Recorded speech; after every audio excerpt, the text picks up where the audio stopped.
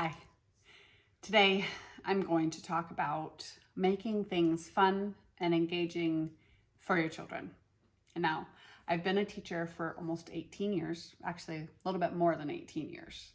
And I love school. I love teaching children. I love it when they're engaged. And I do my very best to make learning inspiring, thoughtful, enjoyable. However, I want to say a word of caution for moms that feel like they have to do that all the time.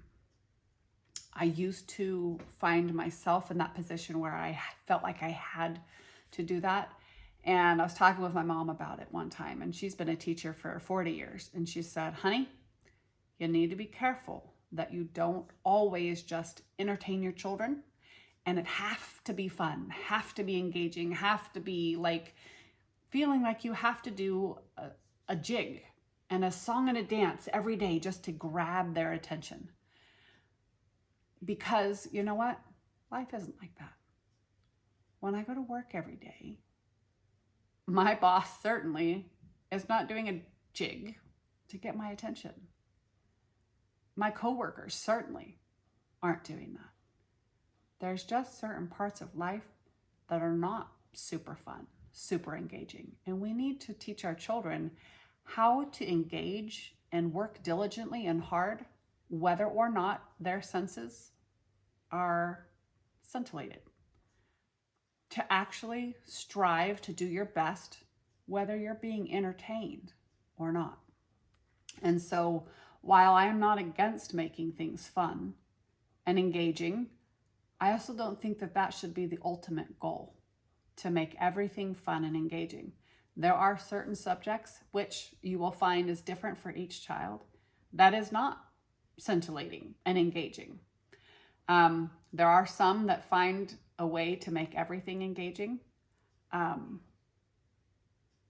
then what happens when they go to college and they have to write a paper about some boring who cares what? And it happens. Or you're in a group with people that pick a topic that you want to barf over. What do? Walk out? Give up? How do we teach our children to go through the mundane, everyday life if we spent the first 18 years doing a song and a dance and a jig to keep them entertained? Is it really our job to entertain every day, all day, just so that they can learn? I'm not against it. But I do caution that that not be just your main focus, to make it fun and engaging. And if they don't like it, well, then stop. So that's one thing I wanted to caution you about. And the other one is very close to that. And that is that if your child does not like something that you're doing, or if you wake up in the morning and you start on work and your child's just not feeling it and they don't want to do it, well, we just take the day off. And I've heard that a lot from moms. We got up and my child didn't want to do it, so we just took the day off.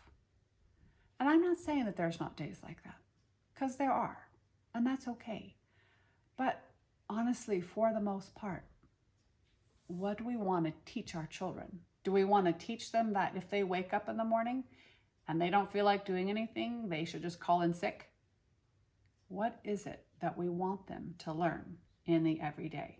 Now, yeah, it's realistic. There are people that sometimes wake up and call in sick. And that's not the end of the world.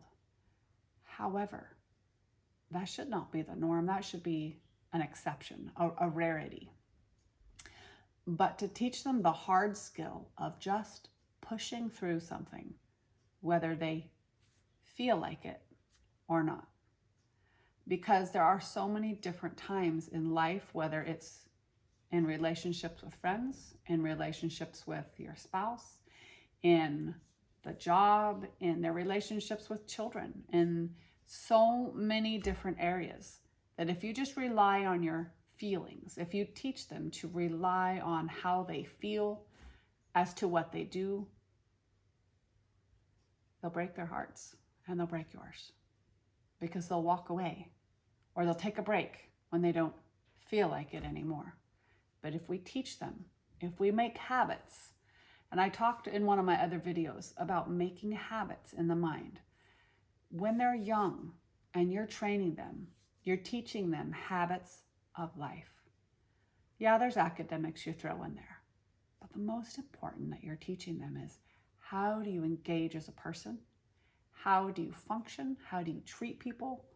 What are the habits that you make that when life gets rough, when things come your way, those things that you've entrenched in their mind, those pathways, how do you teach them to respond?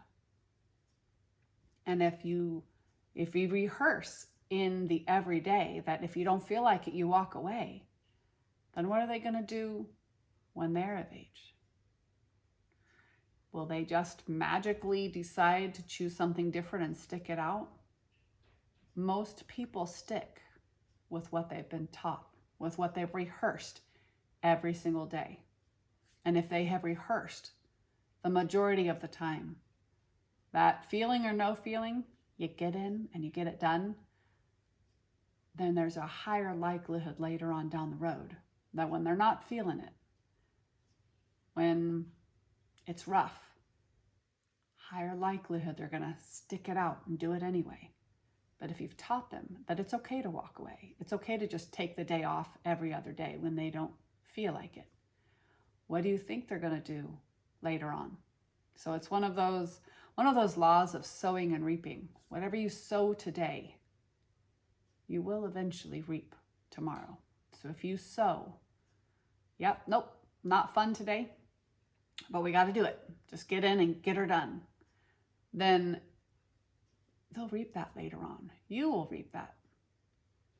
But if you sow that whenever you're not feeling it, you take the day off, go have a cup of hot coffee and do something else, what will you reap tomorrow? So hopefully this is a word of warning, maybe not a super popular one, but I hope you hear my heart. It's not that we can't take days off, but I caution you to think about those things that you make habits of with yourself and with your children. What seeds are you planting that you want to reap tomorrow?